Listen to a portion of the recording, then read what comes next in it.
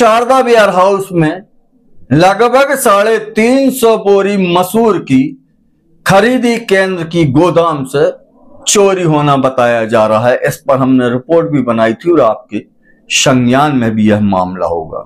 इस मामले में हमारा सीधा खरा खरा यह कहना है कि चौकीदार चोर है। हिचकिचाइए नहीं और ना ही मेरी इस बात को किसी राजनीतिक चश्मे से देखिए, ना ही यह कोई राजनीतिक स्लोगन है। उस गोदाम में जो गरीब चौकीदार है उससे भी हमारा इस स्लोगन का कोई लेना देना नहीं। चौकीदार चोर है हमारा यह कहना इसलिए है कि वह सरकारी जो पूरी मशीनरी है जिसे इस मामले का पर्दाफाश करना था, अब वो इस मामले में पर्दा डालकर मामले की इतिश्री करने पर आमादा हो गया है। पूरा वीडियो देखिए, क्योंकि हमारे कुछ जो दर्शक हैं वो शुरुआती दौर का वीडियो देखते हैं और जब उसमें कुछ मसाला समझ में नहीं आता है तो उस वीडियो को छोड़ देते हैं। ऐसे कोई दर्शक अभी भी देख रहे हैं तो हमारा निवेदन है कि अभी ही वीडियो को छोड़ दीजिए, क्योंकि इस मामले में हम परत दर परत एक एक बात पर जिक्र करेंगे और चौकीदार चोर कैसे है उस पर हम पूरी सच्चाई के साथ आपके साथ बातों को साझा करेंगे। सवाल नंबर 1 कि जिस गोदाम में खरीदी की जा रही थी उस गोदाम की मैपिंग होने के बाद गोदाम के जो मालिक हैं, जो प्रतिनिधि हैं, उनको एग्रीमेंट के लिए लेटर जारी किया गया था, पर खरीदी चालू होने के 10 दिन तक गोदाम प्रतिनिधि, गोदाम मालिक या जो भी हैं उनके साथ विभाग का कोई भी एग्रीमेंट हुआ ही नहीं, साइन ही नहीं हुआ। समिति जो खरीदी कर रही है, गोदाम मालिक और वेयर हाउस के बीच एक त्रिपक्षीय एग्रीमेंट साइन किया जाता है जो खरीदी केंद्र करता है, ताकि खरीदी अधिकृत रूप से की जा सके। गोदाम मालिक और एफसीआई के बीच में एक दूसरा अनुबंध होता है ताकि जो खरीदा गया अनाज है वह गोदाम मालिक की अभिरक्षा में रहेगा, उस बात को लेकर एक एग्रीमेंट होता है। न समिति ने एग्रीमेंट करी और ना ही विभाग ने एग्रीमेंट किया। अब सवाल नंबर 2 कि जिस 350 बोरी मसूर की चोरी होना बताया जा रहा है, उस गोदाम से गायब होना बताया जा रहा है, 21 अप्रैल की यह घटना सामने आई थी। और आपको एक मजेदार बात बता दें कि 21 अप्रैल को जिस समय इस चोरी की घटना की खबर विभाग के अधिकारियों और कर्मचारियों को दी गई थी, वे जाकर वहां पर पंचनामा बना रहे थे, पर चोरी किए गए अनाज की जो खरीदी है वह ऑनलाइन दर्ज ही नहीं थी। मतलब चोरी का जो अनाज का पंचनामा तैयार किया जा रहा था, उसी दौरान समिति के द्वारा चोरी किए गए अनाज की ऑनलाइन एंट्री की गई। यह अपने आप में हास्यास्पद है और प्रशासनिक व्यवस्था को खुली खुली चुनौती है। दरअसल उपार्जन के तहत जो खरीदी होती हूं उसमें इतने गड़बड़ झाले होते हैं, बड़े बड़े घोटाले आते हैं। पहले तो कई बार यह देखा गया है कि ट्रक गोदाम से निकला गंतव्य की ओर, 4 दिन वह ट्रक पहुंचा ही नहीं, फिर वह गायब हो गया, उसकी एफआईआर हो गई। खरीदी के दौरान खरीदी की समिति के ऊपर 10-10 लाख का जुर्माना हुआ, उनके ऊपर रिकवरी निकली, तत्काल में उन्हें सस्पेंड कर दिया गया। पर 2 महीने 3 महीने के बाद उसी कर्मचारी को सेम पोस्ट में रख लिया गया। जो स्व सहायता समूह ब्लैक लिस्टेड हुए उनको फिर से खरीदी का ठेका दे दिया गया। इस गोदाम की अगर बात करें तो अधिकारियों का यह कहना है, जो निचले स्तर के अधिकारी, कि हमने इस गोदाम को ना आवंटित किए जाने के लिए बड़े अधिकारियों को लिखित में आपत्ति दी थी। एक अधिकारी ने तो कलेक्टर के ऊपर और जिला की उपार्जन समिति के ऊपर सीधा आरोप लगा दिया कि सारे लोग दबाव में अनैतिक काम करते हैं। शायद वह अधिकारी परेशान हो गया था उपार्जन में होने वाली भ्रष्टाचार और उपार्जन में होने वाली लापरवाहियों को लेकर। अब सवाल नंबर 3 कि पुलिस में जो प्राथमिकी दर्ज कराई जानी थी, तो गोदाम के जो प्रतिनिधि या मालिक थे उनसे कहा गया कि आप इसकी सूचना थाने में दीजिए। गोदाम के जो मालिक या प्रतिनिधि थे उन्होंने सिर्फ 90 या 92 बोरी चोरी किए जाने की शिकायत थाने में लिखित रूप में दे दी। आपको बता दें कि ये 90 बोरी जो चोरी की उन्होंने शिकायत दर्ज की है, ये पिछली खरीदी की है। पिछली खरीदी का जो माल गोदाम में रखा था, जब वेयर हाउस वाले लोग, एफसीआई के लोग वहां पर गिनती कर रहे थे, तो पुरानी खरीदी से ये लगभग 90 बोरी कम पाई गई थी, जिसकी सूचना पुलिस को गोदाम के मालिक या प्रतिनिधि के द्वारा दे दी गई। अब पुलिस में रिपोर्ट दर्ज कराए जाने की बात को लेकर न केवल लखनादौन स्तर पर बल्कि कलेक्टर स्तर पर 1 नहीं 2 नहीं 5 बैठकें हो चुकी हैं। समिति ने भी एक लेटर थाने में दिया है जिसमें उन्होंने 350 बोरी चोरी किए जाने की बात कही है। हालांकि समिति ने भी स्पष्ट रूप से अपने आवेदन में कुछ नहीं कहा। वेयर हाउस के द्वारा, एफसीआई के द्वारा जो प्रतिवेदन थाने में प्रतिलिपि के रूप में दिया गया है, उसमें भी गोलमोल भाषा का उपयोग किया गया है। जिला कलेक्टर महोदय से हमारी लगातार चर्चा हुई। इस मामले में धूमा थाने के जो थाना अध्यक्ष हैं उनसे भी लगातार हम संपर्क में बने हुए थे। लखनादौन एसडीओपी जो वरिष्ठ पुलिस अधिकारी कहलाते हैं, उनसे भी हमारी लगातार चर्चा हो रही है कि इस मामले में इतने दिन होने के बाद भी अभी तक रिपोर्ट दर्ज क्यों नहीं हुई। पुलिस विभाग का यह कहना है कि उसकी अधिकृत रूप से जो माल चोरी किया गया है उसकी संख्या को लेकर लगातार उलझन है, और एफआईआर अगर दर्ज कर भी ली जाती है तो वह शून्य में पड़ी रहेगी। 5 से 7 दिन होने को आ गए, अभी तक पुलिस की जांच पूरी नहीं हुई। हालांकि रोज धूमा थाने में 2-4 लोगों का बुलावा होता है, बयान दर्ज किए जा रहे हैं।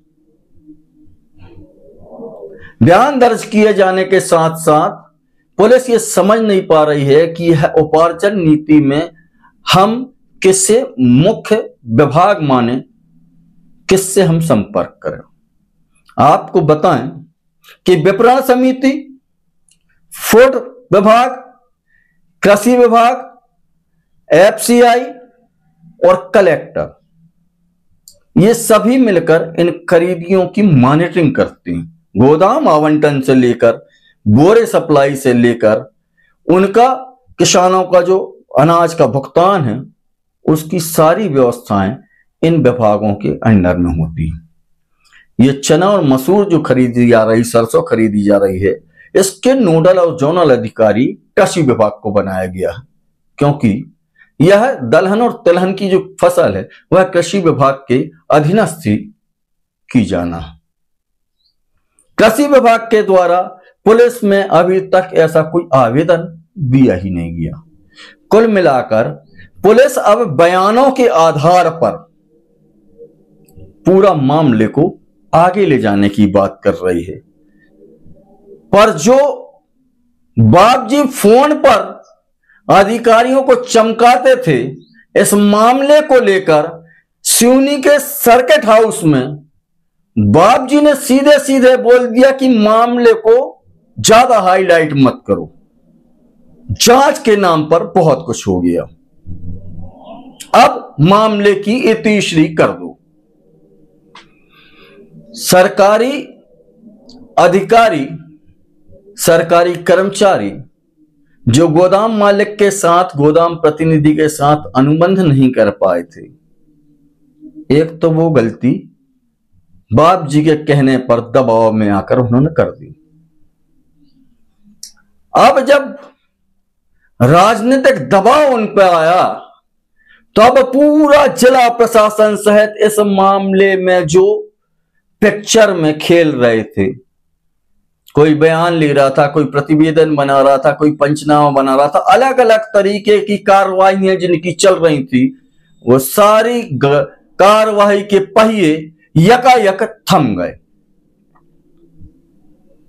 पुलिस अब दबाव में इस मामले में एक एहतियाती अज्ञात व्यक्तियों के नाम पर इन चोरी गई वारदानों सहित फसलों को, मसूर को दर्ज कर लेगी और मामला यहीं समाप्त हो जाएगा। गोदाम मालिक के साथ एग्रीमेंट क्यों नहीं हुआ? गोदाम मालिक की हैसियत से कौन एग्रीमेंट करेगा? यह जो खरीदी किए गए अनाज की चोरी बताई जा रही है, यह उसी दिन ऑनलाइन दर्ज क्यों की गई?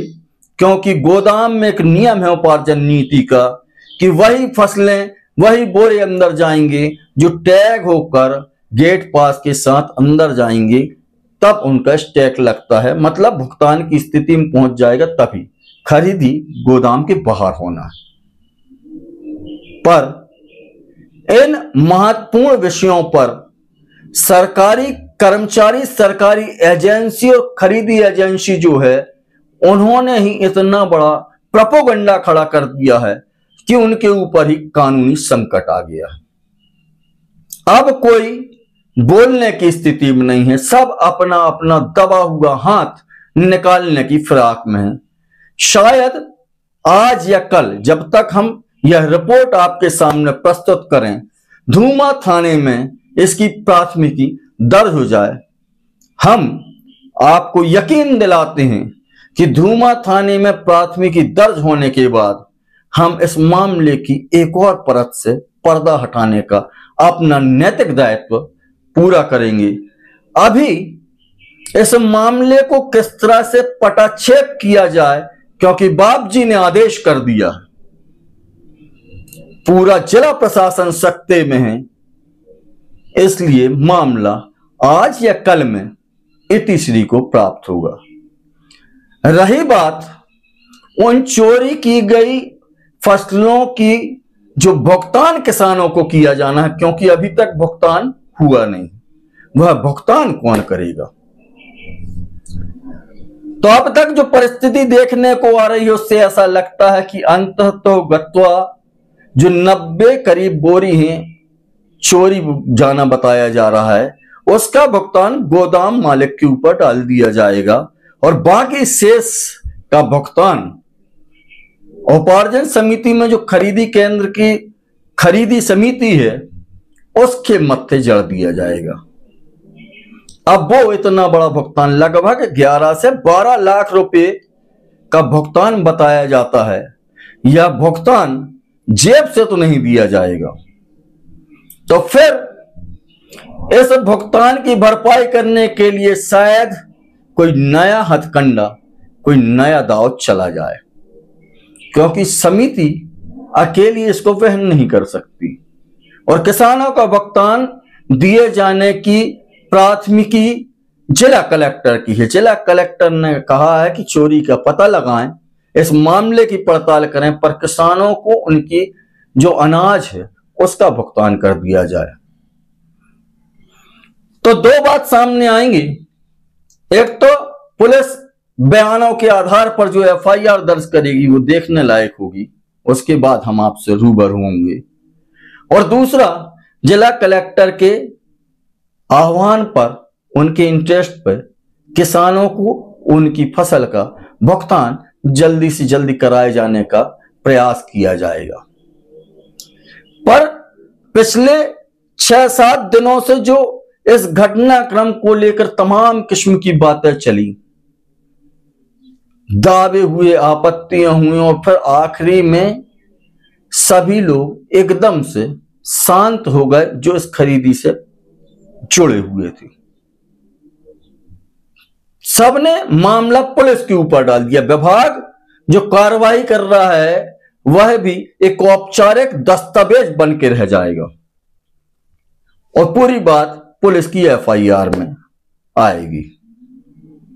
तो हम जो शंका व्यक्त कर रहे हैं कि पुलिस इस मामले में प्राथमिकी और एफआईआर के नाम पर, अज्ञात व्यक्तियों के नाम पर मामले को दर्ज कर लेगी और वह जो एफआईआर है वह हमेशा के लिए प्रचलन में रहेगी, या फिर कोई और दूसरा मामला इसी तरह का खुलेगा तो शायद उसमें कोई बात सामने आ सकती है।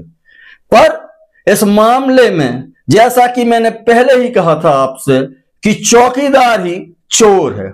पूरा सिस्टम, खरीदी केंद्र से लेकर इस विभाग की मॉनिटरिंग करने वाले लोग सभी इस मामले में अपने हाथ दबा हुआ पा रहे हैं और अब कोशिश ये हो रहे हैं कि मीडिया और पुलिस के माध्यम से यह बात हाथ से निकल जाए, बात दब जाए। और अब जतन कुछ ऐसा ही हो रहा है। हम आपसे इस मामले को लेकर फिर से रूबरू होंगे, आपके साथ अपनी भावनाएं और इस मामले के फैक्ट को लेकर अपनी बात कहेंगे। पुलिस की एफआईआर हो जाए ताकि यह जो पर्दे के पीछे इस मामले के पटाक्षेप करने की रणनीति बनी है उसका खुलासा हो सके। हालांकि नंगी आंखों से यह देखा जा सकता है कि इस पूरे मामले को लेकर जिला प्रशासन से लेकर खरीदी केंद्र तक, गोदाम मालिक तक सभी अब इस मामले से पिंड छुड़ाने का प्रयास कर रहे हैं। बहुत सारे और भी मामले और भी सवाल हमारे जहन में हैं जिनको हम आपके साथ बांटेंगे। पहले पुलिस की एफआईआर हो जाने दीजिए। हमारा वादा है कि हम फिर आएंगे इस मुद्दे में अपनी भावना और इस मामले के फैक्ट को लेकर। नमस्कार।